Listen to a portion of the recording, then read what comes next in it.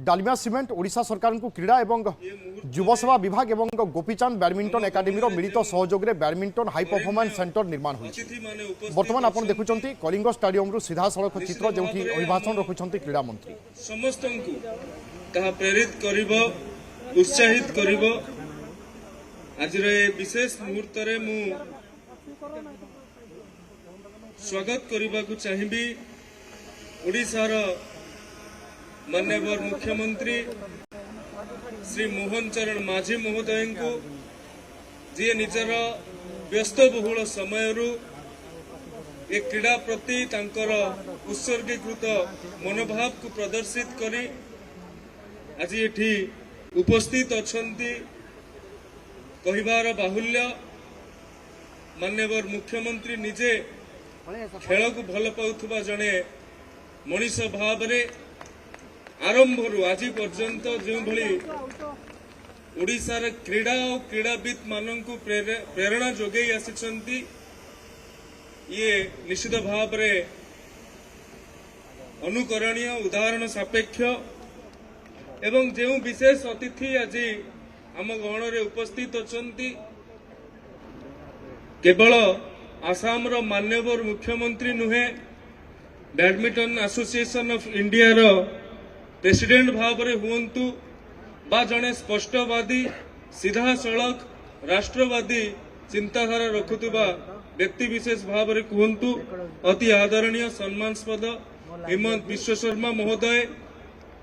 जहांकर मनरे ये खेल प्रति जो भावना अच्छी आज सकाळु आसाम रु बाहरी भुवनेश्वर रे पदार्पण कला परे सीधा सड़क कहले मु पुरी जीवी प्रभु जगन्नाथ दर्शन करी। ये जो भव्य कार्यक्रम संध्या बेले आयोजित होईछि ये जो भव्य भित्तिभूमि उद्घाटन हेबो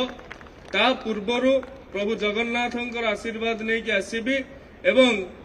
आउ गोटे बड़ कथा भी कहितिले आज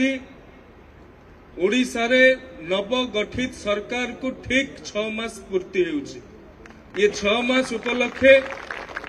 प्रभु जगन्नाथ निकट रे से प्रार्थना करिसंती ओडिशार सुख समृद्धि पाई। मंचरे उपस्थित अछंती हमर चीफ व्हिप माननीय विधायक सरोज प्रधान महोदय, माननीय विधायक एकाम्र अति आदरणीय भाई बाबू सिंह महोदय एवं श्री पुनीत डालमिया महोदय एमडी और सीईओ डालमिया भारत ग्रुप रो जहांकर निजस्व आग्रह बल आज ए बड़ भित्तिभूमि को आज आम